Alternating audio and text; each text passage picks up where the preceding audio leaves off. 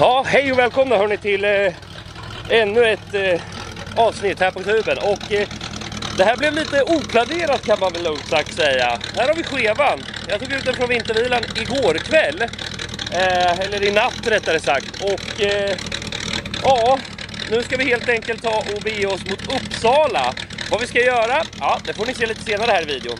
Men ja, nytvättat, vi beger oss mot Uppsala och så ser vi vad vi ska hitta på för kul under dagen idag. Så att, nej fan vi kör. Häng med hörni. Beställer in en bricka med tequila-shots. Sen fick jag en notis av dig på Snap. Skriver, du vill gå med, ge lite mer så att jag spinner. Nästa är klok, passa dig för jag vet hur man river. Du vill ha mig, helt för dig själv men jag är en vildkatt. Och vet att nissen hinner vild.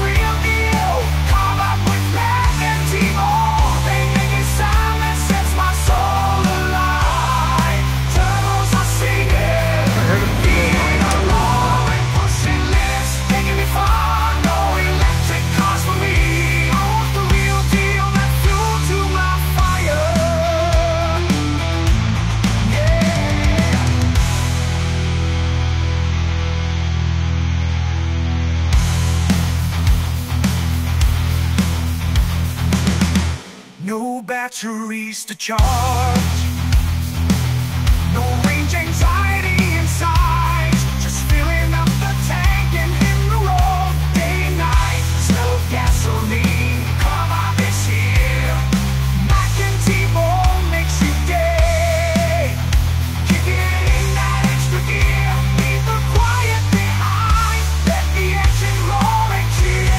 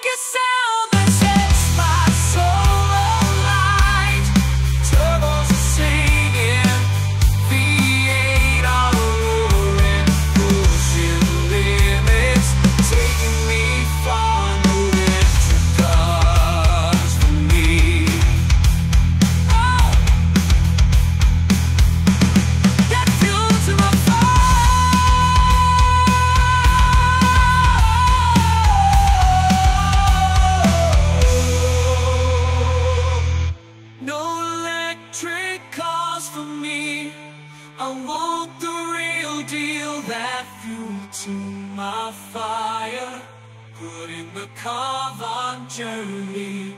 Carvibe gives you that extra fire.